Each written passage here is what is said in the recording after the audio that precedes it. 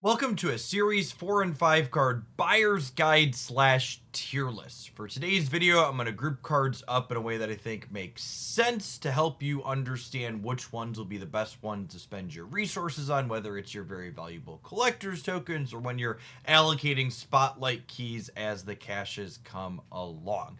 Rather than simply rating the cards good through bad, I think one of the most important factors when you're talking about if a card is worth picking up is how unique it is in the role that it fills. And the verbiage I'm going to use to talk about that is archetype defining. What I mean by this is this card the cornerstone to the deck that it's being played in? Or is it something that, while being a potentially strong card, could be replaced by something similar and only be a small downgrade, letting the deck still be playable without it? Let's go ahead and dive on into the details and give you some examples of what I mean. Our first card grouping today are cards that are archetype defining and also fairly strong. I think these are some of the absolute best cards to prioritize picking up in Marvel Snap to expand the options of decks that you have available to you. Our first card in this grouping is none other than Annihilus. He has very unique and powerful synergy with the cards Sentry and Hood, making this a 3-card package that can provide massive stats in a variety of different decks. Past his own build-around considerations, Annihilus also acts as a tech card, letting you punt opposing things like Green Goblin and Hobgoblin back across the board.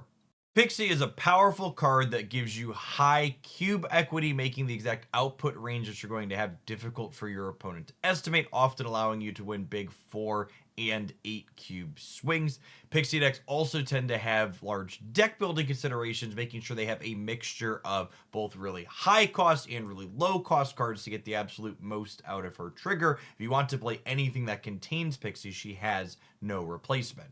Hope Summers is probably one of the best extra energy generators available in Marvel Snap right now, with nothing truly comparing to what she offers. She's one of the absolute best ways to play multiple 6 energy cards in Marvel Snap over the course of the game, and she has unique synergy with decks that are playing things like Jeff and Nightcrawler to play into her lane and then move off, or something like Kitty Pryde that can play in and out every single turn, triggering her many times over the course of the game. Ravonna Renslayer has found a home in a number of shells in Marvel Snap at this point that are featuring low-cost cards, whether it's enabling combo shenanigans in Mr. Negative or accelerating out Professor X on the 4th turn of game in the more competitive Lockout shells. She really does a lot and has no replacement. Darkhawk, despite being nerfed to 5 energy, is still an incredibly powerful card, based largely on the fact that the things that enable him to have a larger number are incredibly disruptive to your opponent. Effects like Korg, Rock Slide, and Black Widow are some of the best ways to interact with Marvel Snap combo decks like Hela that otherwise don't have a great way to interface with them, and once you put those disruptive cards in your shell, Darkhawk is the absolute best way for you to put a big number onto the board. Corvus Glaive has been a staple in discard strategies since he released, and while collector Morbius-style discard decks have ebbed and flowed in their power levels over the months in Marvel Snap, one discard deck that has been consistently stellar, however, is Hela, who absolutely loves Corvus's effect. While obviously he can have a little bit of risk discarding your deck's namesake, the Hela deck not only loves being able to discard multiple cards, but because Hela is playing so many expensive threats, Corvus Glaive is actually a built-in backup plan for the deck, letting you play out multiple 5 and 6 energy cards easily over the course of the game. Blink has found a home offering more consistency in a variety of shells in Marvel Snap, whether it's turning Corvus Glaive into a 6-drop inside of Hela, or turning a Rock Slide into a Darkhawk after it's already provided its disruption in a more fair shell. Blink is really flexible and potent. Finally, we wrap up our archetype-definingly strong cards with Null and X-23, the Dynamic Destroy duo. While Destroy has ebbed and flown exactly how strong it's been over the course of the months in Marvel Snap, it's a top tier deck more often than not, and X23 and Null both offer unique things inside of that shell that no other card can. X23 giving you key bits of extra energy in spots, including accelerating into Null ahead of curves. You can then play an additional 6 drop out like Arnim Zola to blow this big bomb across the board into multiple copies. Our second grouping of cards today are things that are still archetype defining, but the decks that they are defining aren't consistently top tier strategies in the game. That being said, I would make the argument that all of these are excellent pickups if they're the cornerstone of a deck that you would enjoy playing, because you can't play the decks that they're contained in without them in your collection.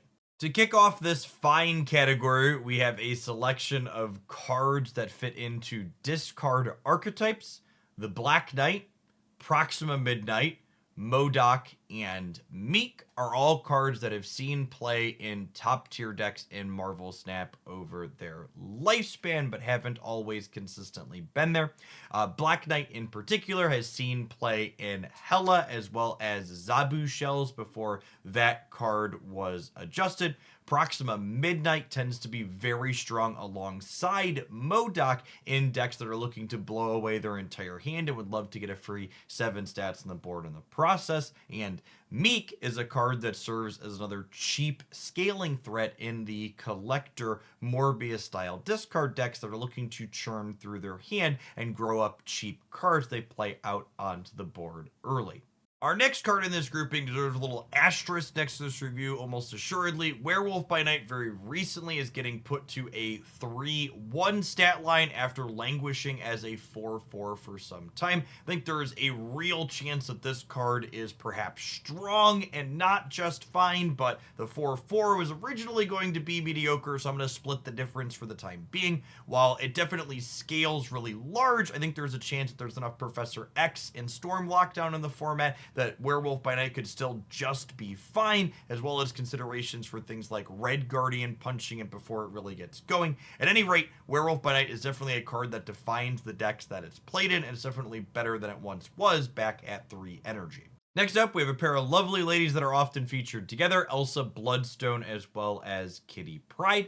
These two cards headline smaller decks that play things like Angela and Collector, since Kitty Pryde can trigger Elsa and those other two simultaneously every single turn. But there's also shells that go bigger, often featuring Hope Summers that play things like Vision, Doctor Doom, and even Magneto at their top end, since Kitty Pryde can enable Elsa and Hope simultaneously turn and turn again. Jean Grey is one of the bigger glow-up stories in Marvel Snap. Not only did she get a direct upgrade, gaining a 4th point of power somewhat recently, but I also think the metagame kind of came around to a point where she was more potent than she was previously. Jean Grey in particular really shines against opposing decks that are playing individually big cards like Annihilus or Professor X, since she can dictate where those cards hit the board, and she specifically has become the cornerstone in a Spectrum deck recently, accompanied by a supporting cast of cheap disruptive ongoing cards. The Living Tribunal is a card that's been an absolute powerhouse in certain Marvel Snap metagames. Typically, it excels inside of shells that are looking to make absolutely massive numbers while hoping that the opponent can't interact with you. This makes it quite good into other linear decks that don't go quite as large, such as Hela. While Thanos has been adjusted a number of times over the last 2 months in Marvel Snap, leaving his exact power level a little bit up in the air, there's no denying that he has one of the most unique kits in Marvel Snap as a game. Past that, he's also a perpetually Series 5 Big Bad, meaning he's never going to get cheaper. So if you like the idea of what he brings to the table, I think Thanos is an excellent card to prioritize picking up for your Marvel Snap collection. Scar has seen play in a number of top tier decks since he was added to Snap, and the fact that he has a pretty firm deck building requirement of needing you to play 10 plus power things mean he typically headlines any deck that he's included in and is not easily replaceable. Sebastian Shaw sees play in exclusively Silver Surfer at this point, but he's also uniquely powerful there, consistently being one of the biggest stat sticks you can get for 3 energy in that archetype. Beta Ray Bill almost always sees play alongside Thor as well as Jane Foster to provide the 4 in a potent 3-4-5 curve that puts a lot of stats onto the board. While this package definitely suffers in some metagame featuring cards like Leech, there's no denying that it's consistently popped up when backed up by tech cards and other things as one of the premier stat packages in Marvel Snap. To close out our archetype defining strong category, we have perhaps a somewhat controversial Loki placement here today. While Loki was undeniably a powerhouse when he first released in 2023, after experiencing multiple rounds of nerfs, all of the data that we have on the public trackers, as well as my own anecdotal experience, indicate that while he's definitely key in the decks that are playing him, he is not overbearing or overly powerful in 2024.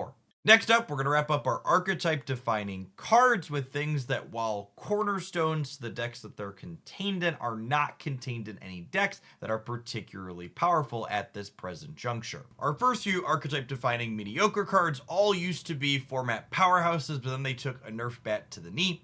High Evolutionary, Galactus, and Hitmonkey are all cards that you definitely build your deck around in a big way, but even if you min-max them to the best of your ability right now, they all come up just a little bit short, in my opinion. Ghost Spider is a uniquely efficient move enabler, but move just suffers from being terrible, and Second Dinner never really wants to seem to do anything about that. Dakin pairs quite well with Silver Samurai to curve on turns 3 into 4, but Silver Samurai has never really been at the top of the metagame and likely won't be in the foreseeable future. Nimrod is a go big destroy enabler that often gets outclassed by more efficient things like Deadpool in the top tier destroy archetypes. Phoenix Force has had moments in the sun here and there, but ultimately I think it's an archetype that tends to be a little bit too inconsistent with assembling a 3-card combo and a little bit too susceptible to interaction with cards like Shadow King, Killmonger, and Shang-Chi, all kicking the Phoenix Force sandcastle right on over. Finally, we close out our archetype defining mediocre cards with Baron Zemo, Black Swan, and War Machine. Well, these are all cards that you want to build your deck around a little bit. None of the public tracker stats or my own anecdotal experience have ever reflected on these cards being anything other than mid-tier. It's good to reference that in the future if you ever have a conversation about someone telling you Marvel Snap is pay to win, since Baron Zemo and Black Swan were both season pass cards that you had to pay to have the privilege of losing some games with. Our next grouping of cards today are all ones that are undeniably strong based on all of the public data that we have available to us, but they also aren't the cornerstone in any deck that they're being played in, meaning if you don't have access to them, you can substitute them and still play that deck at a slightly downgraded power level. Our first card of the strong grouping is Cannonball, one that has found a home in lockout style decks, often featuring Professor X, since Cannonball is at his strongest when he's going to be blowing things up. If you're looking to substitute Cannonball, you could use something like Shang-Chi, who's always going to blow up bigger cards, or you could include a stat stick of your own, such as Hulk or Magneto, to go over the top of any mid-sized things your opponent might have to blow away with Cannonball. Iron Lad is a card that simply adds consistency to whatever deck he's being played in, most often finding himself in combo shells like Living Tribunal to give you an extra look at a key card you can't win the game without at the very end.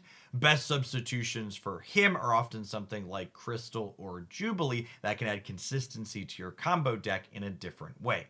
Jeff the Baby Landshark is arguably the most powerful 2 energy card in Marvel Snap, based largely on his flexibility. Being able to get into a Professor X lane or be played out directly into somewhere like Sanctum Sanctorum often gives you solid amounts of cube equity. He also has good synergy with things like Elsa Bloodstone or Angela, since he can play out into their paths and then move away. If you find yourself lacking Jeff, you need to take a look at the deck list that you're looking to replace him in and decide if whether or not something like Nightcrawler for movement synergy is necessary, or if Jeff is just being played there as a generically good 2 energy card, in which case something like Lizard or Silk could substitute in there for similar effect. Legion is an absolutely stellar Marvel Snap card. I think a lot of things similar to him that allow you to mitigate location variants often get underrated by a lot of folks in the community. Legion also has absolutely insane blowout potential if you have priority going into turns 5 or 6. Copying something like a bar with no name or a Death's Domain or a Luke's bar can absolutely swing an otherwise unwinnable game into your favor. That being said, Legion is far from the only card in Marvel Snap that can swap locations around for you, so substituting him for something like Quake or Scarlet Witch or even Storm can often have a somewhat similar effect in a lot of your games. Nocturne is almost like a mixture of Jeff and Legion, meaning if you find yourself missing her in a particular deck list, you kind of got to ask yourself the question, which element of her kit is more important to be replacing? If you think the location variance mitigation is more important, look to cards like Scarlet Witch or Quake, or if you're leaning on her specifically for movement synergy, something like Nightcrawler would be more appropriate. White Widow offers some clog deck synergy, which could be replaced with something like Debris or Green Goblin, depending on what your archetype is already playing, but she's also just a pretty good generically 2 energy card, so if the deck list that you see her in is simply playing her for the stats that she provides, she can often be substituted for something like Lizard or Medusa in that same 2 energy slot. Nebula is probably one of the best 1 energy stat providers in Marvel Snap, making your opponent choose between whether or not they want to give you numbers or forcibly play into a particular path. If you were looking to replace her in a deck, I would want to use something else that plays out for 1 energy proactively, such as Iceman, that gives you a disruptive effect in a different manner.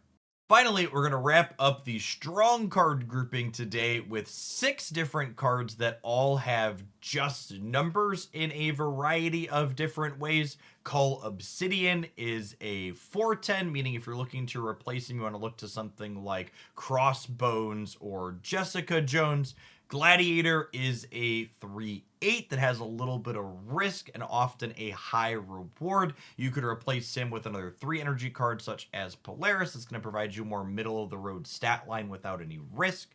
We have Sage as one of our recent releases that can be as little as a 3/0 but also as big as a 3/14. A lot of the options you would substitute her for something like Wolfsbane, for example, that gives you a more middle of the road stat line but with less swings in the highs and the lows. Red Hulk remains some of the most points of power energy can buy in Marvel Snap, often breaking a 20-point stat line in games. That being said, if you're missing this monstrosity, substituting it for something like Magneto is going to give you less raw numbers, but will give you more finesse thanks to the disruptive ability and higher cube equity since your opponent doesn't know exactly which bomb you have in your hand.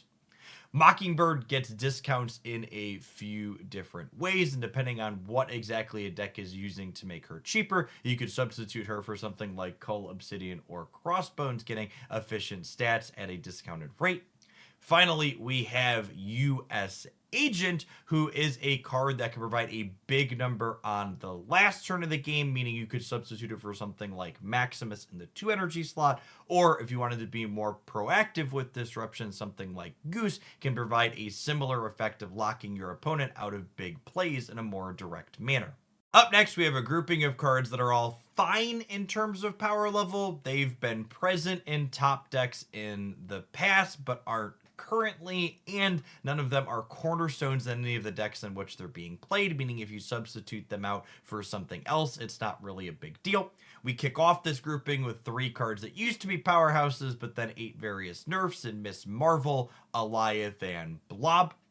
We have a couple of generically reasonable 2-drops in Silk as well as Valentina.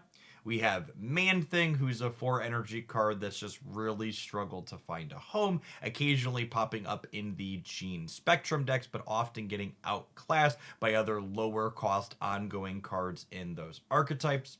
We have Lady Deathstrike, who actually ate a nerf down to 6 power after she was buffed up to a 5/7, who is kind of like a second Annihilus in the decks where she's best, but those decks also aren't a dominating force in the metagame.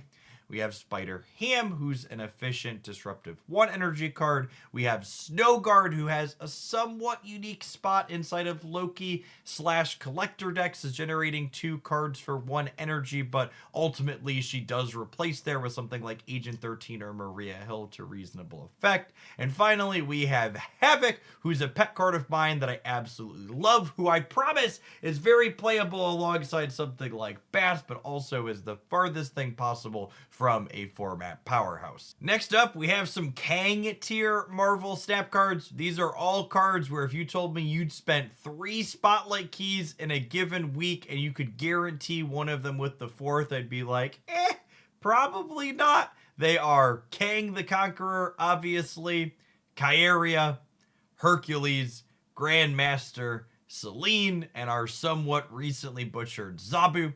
There is at least an asterisk next to the last one in the group because they did say the Zabu nerf was somewhat temporary and they were going to rework the card eventually after collecting data. That being said, in my very subjective opinion, I think the format is much better with Zabu not being a permanent ongoing cost reduction. So I'm hoping that when they do look at this cat again at some point in the future, they give it a redesign rather than putting back to what it was before.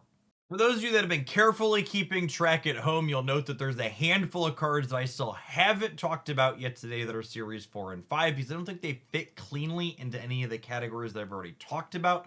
The first of these are a group of tech cards, meaning they are answers to stuff that your opponent is doing. I think picking up any of these cards is fairly reasonable because under the right metagame circumstances, they can be quite potent.